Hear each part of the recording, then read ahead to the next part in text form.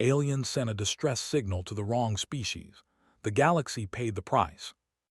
Their ships were faster than light, their cities glittered with energy, and their minds were sharper than any species in the known galaxy. But now, standing on the cracked surface of their dying homeworld, they felt something unfamiliar: hopelessness. The planet, called Zitrion, was once a beacon of life and technology. Great towers rose into the clouds, energy fields hummed with power, and the ocean sparkled with artificial life. But the planet's core was failing. Faults in the reactors had triggered a chain reaction that no Zitrion had predicted. Energy drained from the cities. Machines shut down. Even the atmosphere itself had begun to thin, leaving a faint, eerie glow in the sky at night. In the capital, Adrin Volek, the leader of Zitrion's scientific council, paced in the control chamber. Holographic displays flickered with warning signs. The alarm screamed silently in colors, showing zones of catastrophic failure spreading like cracks across the planet. "We've run every simulation," Adrin said, his voice trembling despite his careful control. "All calculations point to the same result. The core will collapse in 48 hours. The planet will be gone." Another scientist, Krillin Reith, turned to him. His mandibles clicked nervously. "We have sent distress signals to our allies. Ships are on the way. Help is coming." Adrin shook his head. "Our allies are light years away. Even at maximum speed, they won't arrive in time. We need an immediate solution. If we fail, Zitrion dies, and with it, thousands of years of progress." The council fell silent. Zitrions rarely admitted defeat. Their species had always believed that no problem was too great, no danger too severe. But now, staring at the failing systems, they could feel the cold certainty of extinction. In desperation, Adrin activated the emergency communication array. It was meant for only the most trusted allies, advanced species with the technology and knowledge to save a world. He encoded the distress signal with Zitrion's most complex encryption, hoping only a capable species could read it. The message contained every detail: reactor failures, environmental decay, and the coordinates of Zitrion. It was a plea for help, a signal of desperation, and a warning: "If you receive this, act quickly. We cannot survive without immediate aid." The signal shot into the void. Adrin and his team watched, hoping for a response, hoping for salvation. But they did not know who would answer. Millions of kilometers away, on a small blue planet called Earth, the signal arrived. It was tiny, almost invisible among the streams of cosmic noise. But humanity noticed. On a quiet night in a research center near the Andes Mountains, Dr. Alina Carter was analyzing data from deep space scanners. She was used to strange readings, but this one caught her attention. "Look at this," she whispered to her assistant, Raj Patel. The screen showed a pattern that repeated in perfect harmony, unlike any natural phenomenon. It was deliberate, intelligent. Raj leaned closer. "It's a message, but who could it be? The pattern doesn't match anything we know." Alina's eyes widened. "It's not from any known alien signals, and yet it's asking for help. I can feel it." Humans had always been curious. They had never given up on a mystery, no matter how small or distant. And this was the biggest mystery they had ever encountered. Alina and Raj worked through the night. They translated the signal using every tool available: computers, algorithms, and human intuition. The message slowly became clear. A civilization far away was in trouble, their planet dying, their species facing extinction. "What do we do?" Raj asked, fear and excitement in his voice. "We're not Zitrions. We don't have the technology to travel that far." Alina smiled, though her smile was tired. "Maybe not, but we can try. That's what humans do. We help when we can, even if it seems impossible." The team shared a quiet nod.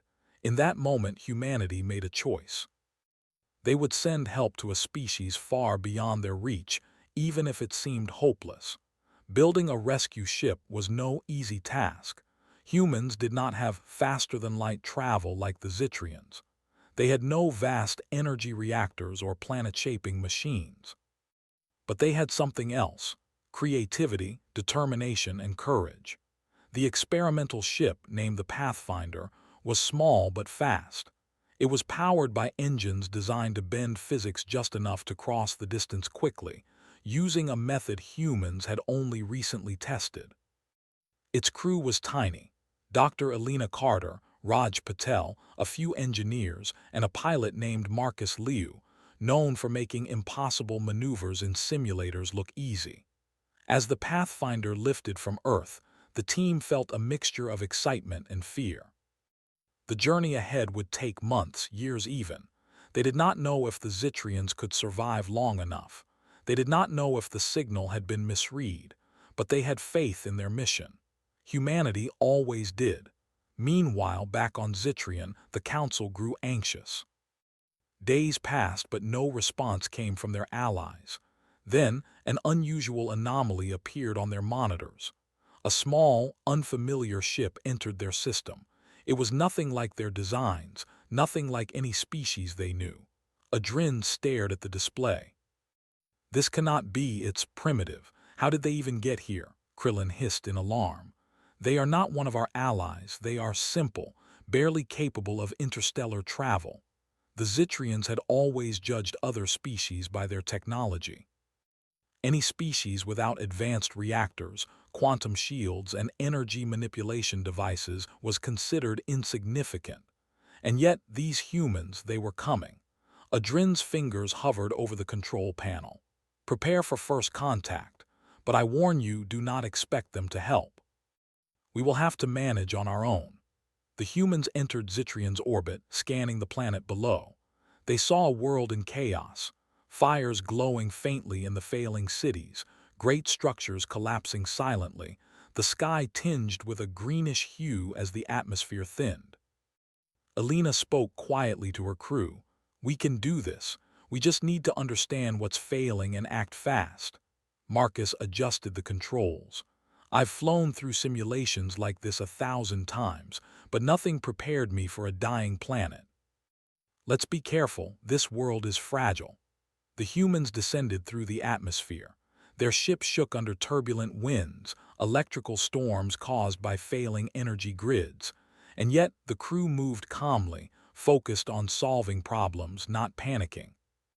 On the surface, the Zitrians watched in disbelief. From the high towers of the capital, holographic displays showed the humans landing in open streets, avoiding collapsing structures, moving with a precision that seemed impossible for a primitive species. Adrin muttered, They survived entry. How?" Krillin could only stare. "They are solving problems, using tools and logic without any advanced technology."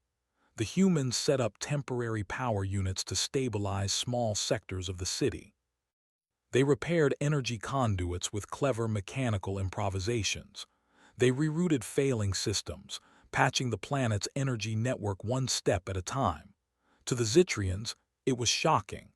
Their species had always relied on raw power, complex machines, and energy manipulation. And yet these humans were doing more with less. Alina looked up at the fading sky. "It's fragile but not hopeless. If we work fast, we can buy them time." Marcus nodded. "Then let's get to work. Zitrian deserves a chance, even if they don't know it yet." As night fell on Zitrian, the humans continued their work.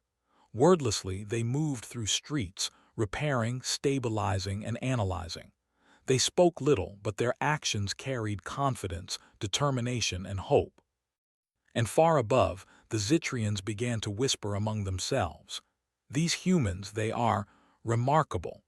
No one could have predicted that a misread distress signal would bring such a species to their world.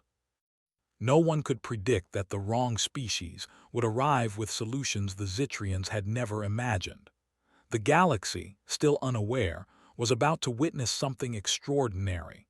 Humans, small and untested, stepping into the role of saviors. And this was only the beginning. The humans had been on Zitrian for 3 days. By now, the Zitrians had gathered in small groups. observing them from a safe distance, trying to understand how such a simple species could survive on a planet that even they, the advanced Zitrians, had declared hopeless. Alina Carter moved among the failing machines, tools in hand. Sparks flew as she carefully rerouted a power conduit, connecting it to a temporary generator. Raj Patel adjusted a makeshift energy regulator, using calculations scribbled on a tablet, while Marcus Liu stabilized a partially collapsed city tower using tension cables and levers. Every action was deliberate, every solution elegant in its simplicity. Krillin Reith, one of the Zitrian scientists, muttered under his breath as he watched. "I do not understand. How do they think? How do they know what to do without the advanced computation we require?" Adrin Volek, pacing nearby, was equally baffled. "They are improvising.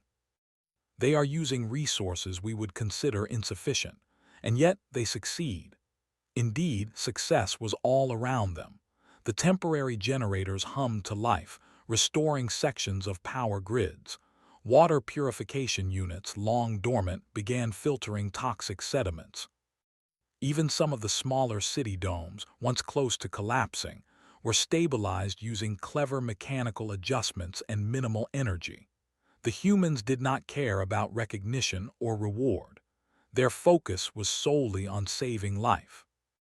The Zitrians, whose culture measured worth by efficiency, power, and technological mastery, found themselves questioning everything they had believed. Meanwhile, across the galaxy, distant alien species were beginning to take notice.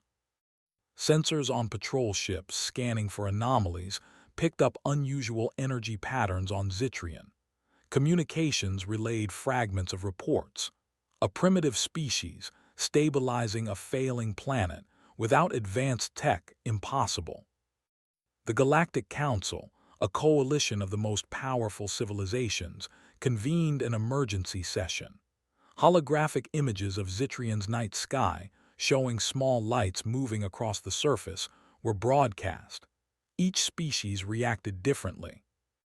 The Korvathi, a proud warrior race, scoffed. "Humans, they are nothing. They cannot possibly influence outcomes here." The Lunari, scholars of energy manipulation, leaned forward, their translucent eyes wide. "Yet our readings are accurate. Someone is repairing the planetary grid, using only mechanical and chemical methods." The Virelians, known for diplomacy, whispered among themselves. "If this is true, it changes everything. We have underestimated humans."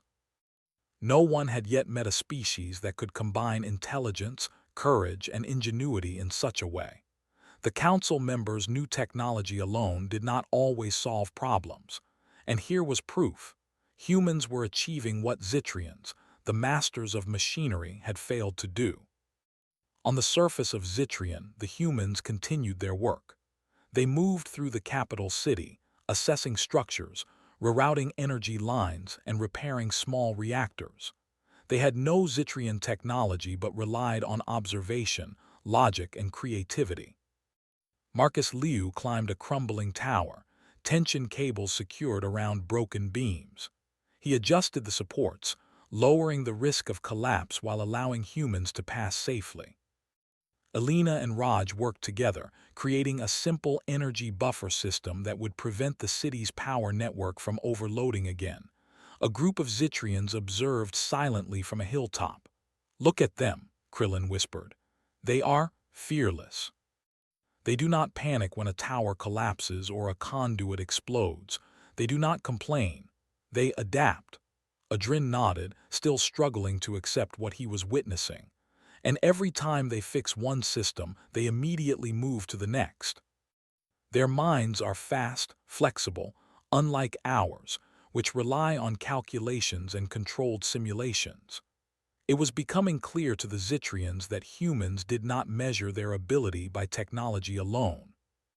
They measured it by ingenuity, courage, and the willingness to act when others hesitated. By the fifth day, the humans had stabilized the city's major power grids. Small sections of water systems were running, and some of the collapsed buildings were reinforced enough to prevent further damage. It was not perfect, but it was enough to buy the Zitrians more time than they thought possible. Elena approached a Zitrian group. "We don't need your praise," she said softly. "We just need to understand what's failing. Show us your systems. Tell us what's dangerous and we'll find a way around it." Krillin hesitated, then nodded. They wished to help. Not for power, not for credit, but simply to save life. Adrin's eyes narrowed as he considered the words. His entire civilization had been built on achievement, prestige, and superiority. And yet, here was a species saving lives without seeking glory. It was unsettling but inspiring. While the humans worked, the Galactic Council continued its debate. The more they observed, the harder it became to dismiss humanity. Reports filtered in. Humans repaired unstable reactors using only mechanical improvisation. They prevented structural collapses with tools and cables, without energy shields. They coordinated repairs and defenses with precision that rivaled Zitrian automated systems. The council members began whispering, "Could this species be exceptional?" The Virelians spoke bluntly. "They are not advanced, yet they surpass our expectations. They are unpredictable. If the Zitrians' planet stabilizes, it will prove a new truth. Intelligence and courage are not measured by technology alone." Back on Zitrian, the humans faced their first serious challenge. A major energy hub, powering nearly half the city, was failing at once.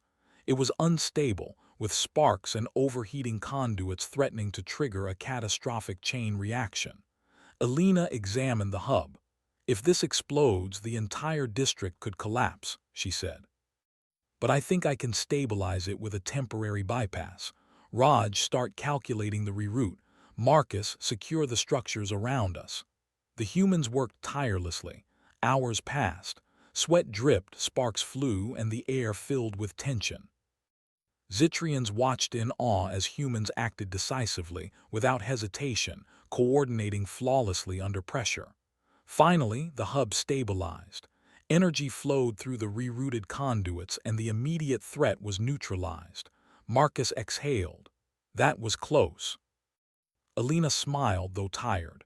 "Close, yes, but we made it, and the planet is one step closer to surviving." Krillin, speaking to Adrin, whispered, "We could not have done this, not in centuries, and they did it in hours without advanced tech." Adrin remained silent, staring at the humans. Slowly, admiration replaced disbelief. "Perhaps we have underestimated them, all along." Word of humanity's work began to spread across Zitrian cities. Citizens who had fled or hidden in shelters started noticing the strange, small crew moving fearlessly among the ruins, stabilizing systems and saving lives. Even the Zitrian media, skeptical at first, began broadcasting images of humans at work. Across the galaxy, other species took notice. The Korvathi, who had scoffed at humanity, began discussing the implications. The Lunari, scholars of energy systems, analyzed the humans' methods, unable to explain their effectiveness using conventional physics. And the Virelians, diplomats, began considering humanity for positions in interstellar councils, not because they had advanced technology, but because they demonstrated qualities the galaxy had long ignored: courage, ingenuity, and compassion. It was becoming clear. The wrong species was about to redefine what it meant to be important in the galaxy. As night fell again on Zitrian, the humans continued to work. They moved through streets illuminated by the flickering glow of repaired systems. They patched water lines, stabilized towers, and even guided Zitrians to safety in areas once considered too dangerous. Elena paused, looking up at the sky. "We're not done yet, but we've done enough to buy time. They can survive longer now." Raj nodded. "And with each day they learn. Zitrians are watching, learning from us. Maybe they will see there's more than one way to solve a problem." Even the Zitrians could not deny it. Their species, so proud and confident, had underestimated a small, unassuming species from a blue planet. And yet, humans had surprised them in every possible way. Adrin whispered to Krillin, almost to himself. The galaxy may never be the same if they continue like this. And far away in the council chambers of the galaxy, other species were reaching the same conclusion. Humanity, once dismissed as primitive and weak, was now a force to be watched, studied, and perhaps respected. The stage was set. Humans had stabilized a dying world using nothing more than ingenuity, courage, and determination. The Zitrians were forced to reconsider their assumptions about intelligence and capability. And the galaxy, still watching from afar, was beginning to understand that a new player had arrived. The humans did not yet know the full impact of their actions. They did not know that their work on Zitrian would change alliances, challenge beliefs, and rewrite the rules of interstellar respect. They only knew what they had always known: help where it is needed, act when you can, and never underestimate what courage and creativity can achieve. And this was just the beginning. The sun rose over Zitrian, painting the cracked cities in soft gold and violet. For the first time in weeks, the planet seemed almost peaceful.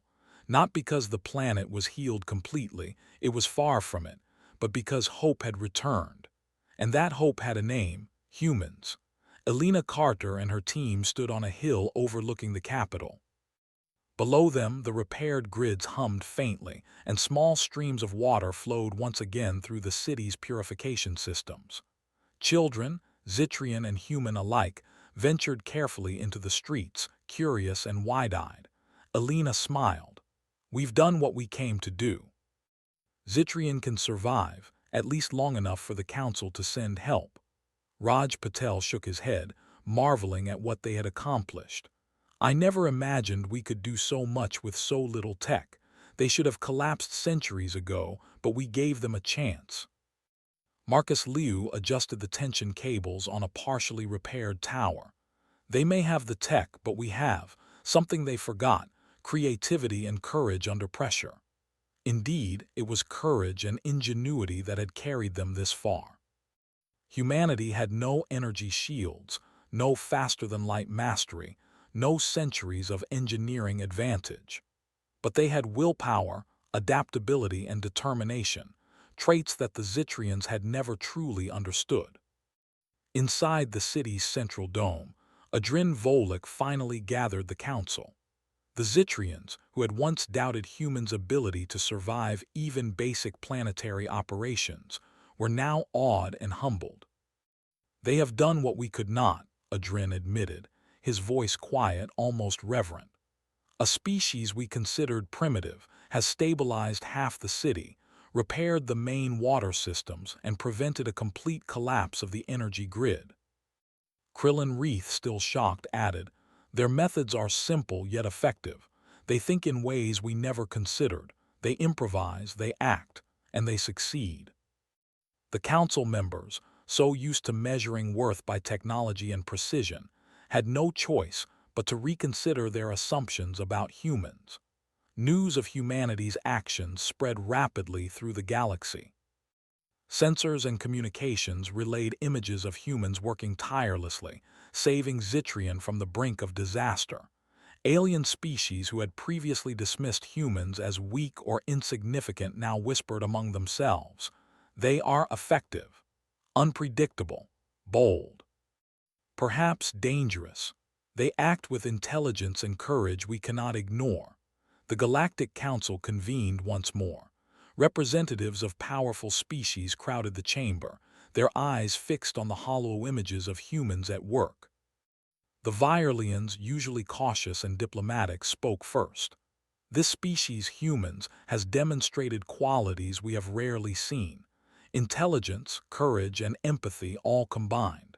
They may be primitive technologically, but they are extraordinary." The Korvathi, the proud warrior race, scowled. "They are weak compared to us." The Lunari scholar, however, raised a hand. "Weak. Observe their actions. They solve problems without relying on energy manipulation or advanced computation. They are innovators in crisis. And that is a form of strength we have not measured before." The council could no longer dismiss humans. They had answered a misdirected distress signal, yes, but in doing so, they had saved a civilization the galaxy assumed was doomed. And in the process, they had earned respect across multiple species. Back on the surface, the humans were completing their final tasks. Temporary power conduits were reinforced, emergency water systems were running reliably, and some of the collapsing city towers were now stabilized enough for Zitrians to live safely nearby. Elena turned to Adrin, who had approached quietly. "We can't fix everything. The planet will need more help and your people must take responsibility now, but we've done enough to give you a fighting chance." Adrin looked at her, a mix of gratitude and awe in his eyes. You saved us. We expected failure, but he trailed off, unable to find words that captured what humans had accomplished. Marcus Liu added, "We don't do this for recognition. We do it because it's right. Your species deserves a chance to survive and we could help." Adrin nodded slowly. "Perhaps that is the difference between humans and most of the galaxy. You act with purpose, not pride." That evening, a celebration began in Zitrian's capital. Citizens gathered in small groups to watch the humans moving through the city, repairing, guiding, and teaching. Music, old by Zitrian standards but simple and joyful, filled the air. Children ran past Marcus, laughing as he helped them cross a repaired street safely. Raj demonstrated water purification techniques to a group of curious Zitrians. Alina explained energy stabilization to engineers who had long relied solely on advanced technology. And everywhere, the Zitrians watched in amazement. The wrong species had become their saviors. Meanwhile, distant starships observed silently. Scouts from Corvathi, Lunari, and Virelian fleets had stationed themselves near Zitrian, watching the humans' every move. Reports poured back to their leaders. Humans displayed courage beyond expectation. Humans solved problems without advanced technology.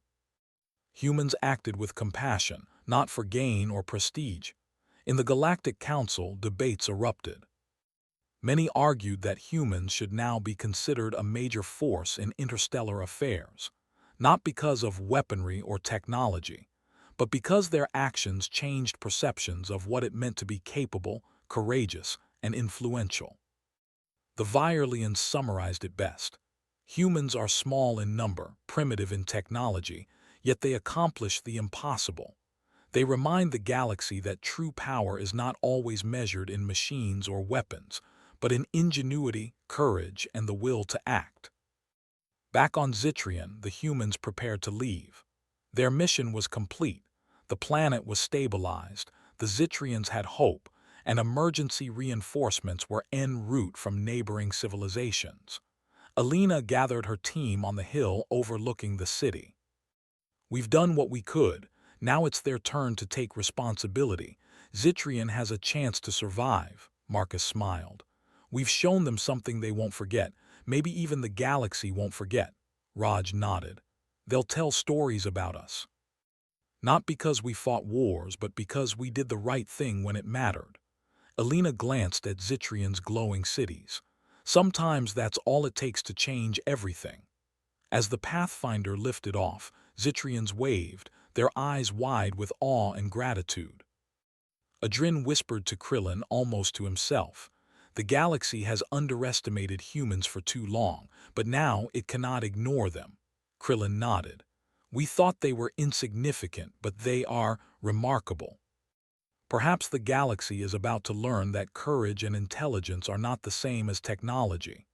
And indeed, far beyond Zitrian, across countless star systems, alien species began to whisper. Stories spread quickly. The humans, the species no one thought could matter, have saved Zitrian. Yet the impact of their actions rippled across the stars, altering alliances, shifting perspectives, and proving one undeniable truth.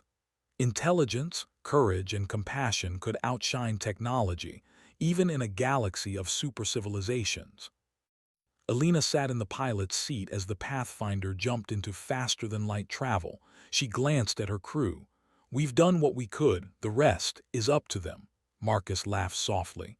They won't forget us, and I think we've made the galaxy a little better today. Raj smiled.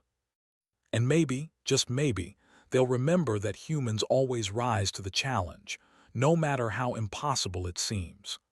Months later, the Galactic Council formally recognized humanity's achievement. Invitations were extended for Earth to join interstellar forums, not as a minor species, but as a species whose courage and ingenuity demanded attention. The Zitrians themselves became strong allies, forever grateful to the species that had arrived unexpectedly, saving them when hope seemed lost.